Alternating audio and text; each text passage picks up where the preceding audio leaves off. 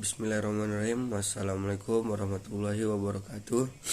Perkenalkan, kami dari kelompok 3 yang beranggotakan yaitu saya sendiri, April Dino Hidayat, dan rekan saya, Andika Dwi Putra. Baik, di sini kami akan menyelesaikan tugas dari mata kuliah pengenalan kecerdasan buatan. Nah, di sini kami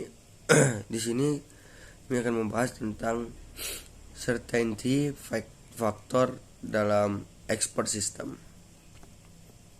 Oke, kita masuk yang pertama. Yang pertama di sini ada pendahuluan.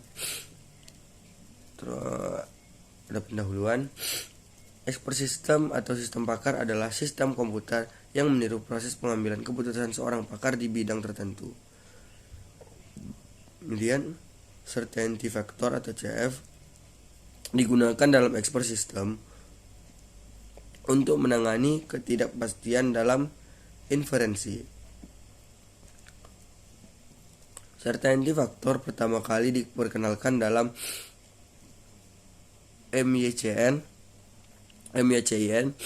yaitu sistem pakar untuk diagnosis medis.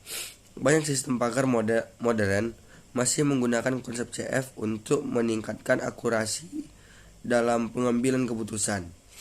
CF membantu dalam mengatasi ketidakpastian dengan menggabungkan keyakinan dan ketidakpercayaan dari berbagai sumber. Oke, selanjutnya kita masuk ke pengertian certainty factor.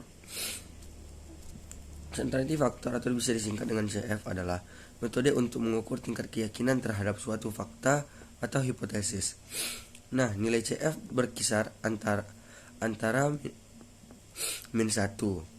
atau bisa dibilang dengan ketidakpastian penuh hingga +1 atau bisa disebut dengan kepastian penuh.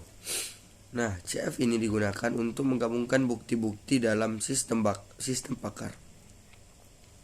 CF juga dapat membantu dalam mengambil keputusan berbasis probabilitas tanpa perlu menggunakan metode probabilistik yang kompleks. Sering digunakan dalam berbagai aplikasi seperti diagnosis medis, sistem pemantauan, dan pengambilan keputusan berbasis aturan. Oke, selanjutnya kita masuk ke rumus certainty factor. Nah, di sini ada CF dalam kurung E, H sama dengan MB dalam kurung HE dikurang MD dalam kurung HE. Nah, MB dalam kurung HE adalah bisa kepanjangan dari MB, yaitu measure of belief, seberapa besar keyakinan terhadap hipotesis H berdasarkan evidence, itu E. Nah, seberapa besar, kemudian yang kedua, seberapa besar ketidakpercayaan terhadap hipotesis H berdasarkan evidence E. Nilai MB dan MD berkisar antara 0 dan 1. Nah, terus di sini MB mempresentasikan seberapa yakin pakar terhadap suatu fakta.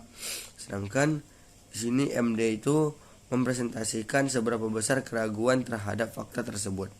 Jika MB sama dengan 1 dan MD sama dengan 0, maka fakta dianggap besar secara penuh.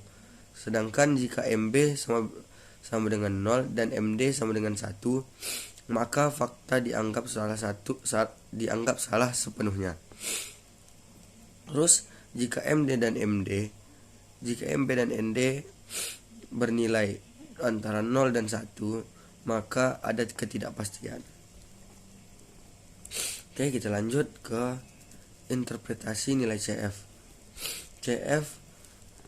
Jika CF lebih besar daripada 0, itu adalah bukti mendukung hipotesis. Semakin besar nilainya, semakin kuat keyakinannya. Terus jika CF sama dengan 0, bukti tidak memiliki pengaruh terhadap hipotesis. Kemudian yang ketiga, jika CF lebih kecil daripada 0, bukti menentang hipotesis. Semakin kecil nilainya, semakin kuat ketidakpercayaannya. Terus yang keempat, CF sama dengan 1 berarti hipotesis benar secara pasti, sementara CF sama dengan -1, berarti hipotesis pasti salah.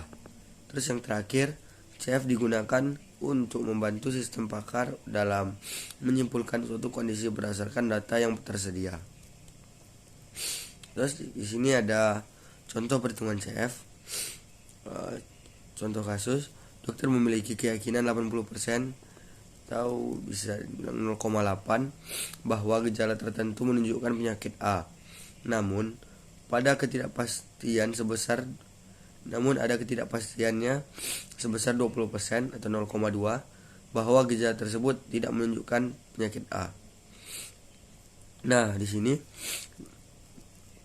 CF-nya itu adalah 0,8 dikurang 0,2.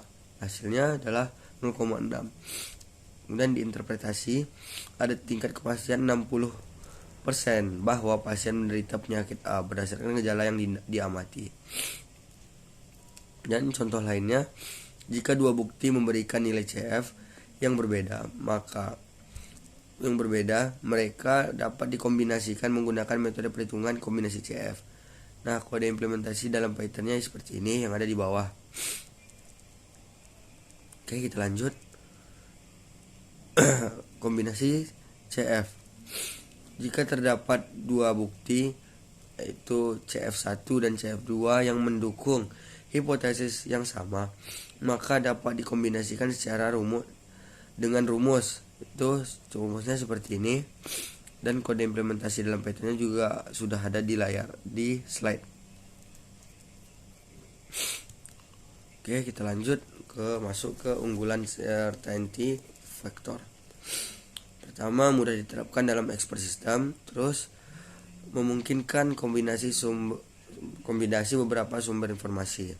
Kemudian dapat memberikan fleksibilitas dalam menangani ketidakpastian. Terus di sini tidak memerlukan pemodelan probabilistik yang kompleks seperti Bayesian. Kemudian mampu menangani berbagai jenis inferensi dalam sistem pakar. Dan terakhir, cocok untuk sistem berbasis aturan yang memerlukan analisis berbasis keyakinan. Kemudian kita masuk ke kelemahan certainty factor. Di sini yang pertama, bergantung pada subjektivitas pakar dalam menentukan nilai MB dan MD.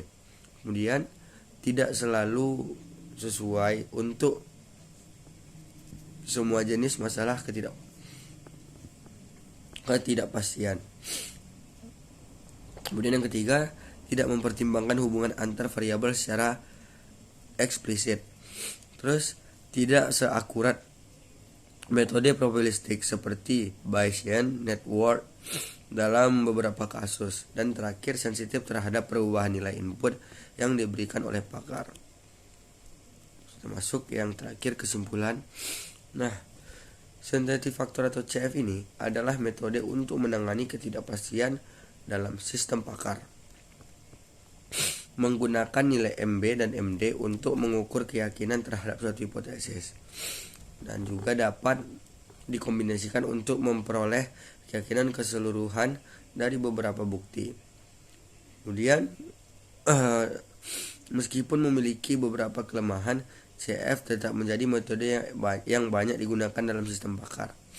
Dan juga CF memungkinkan sistem pakar untuk memberikan keputusan berdasarkan tingkat keyakinan tertentu, bukan hasil binar.